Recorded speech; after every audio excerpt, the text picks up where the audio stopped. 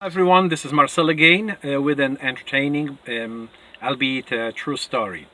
A while ago, I decided not to run my own business, plumbing business. I said, forget it, it's too much, day and night, on call. I've got enough of it. So I decided to go to one of the major companies that are operating in Canada and the US. They are well-known international companies. I said, okay, well, can you hire me? Okay, these are my credentials, my ticket, etc. Sure, no problem. And I was supposed to drive for about a week with one of their associates, to learn how the business operate, to learn the ways of marketing, dealing with customers, etc., etc. Cool. So I got to drive with a nice guy named Phil. Phil was not a plumber, but he was with the company for like 2 or 3 years. Made excellent sales, like one of the top salesmen. Fuck, that's the best guy to learn from. So we got along very well. Very cool guy. And after about 2 or 3 days, I asked him, Phil, like you're not a plumber. How the hell did you do it? How could you handle those plumbing issues? Do you have many callbacks and problems? And Phil says, no, I'm pretty handy, and if I needed some advice, I'll ask the boss, so they helped me out. Okay. I said, what about the marketing? I mean, myself, I'm a total marketing failure. I'm zero, like F.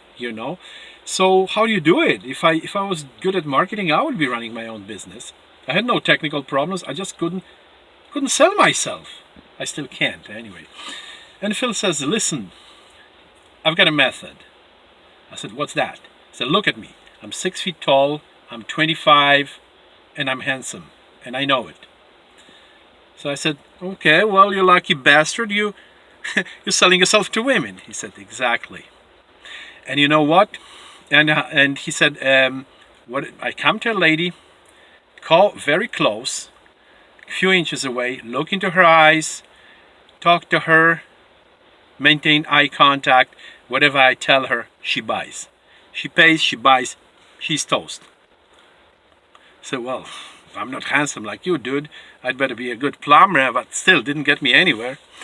Maybe with this company. Anyway, on this day or maybe the next day, we went to a place called Park Royal. It's a big shopping mall in West Vancouver, in Canada. Okay, we went to a bank.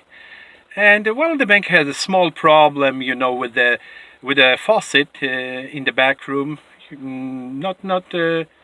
water not flowing. Oh, obviously I did hundreds of them, so I just came up, okay, unscrewed the aerator, this small little thing, at the tip of the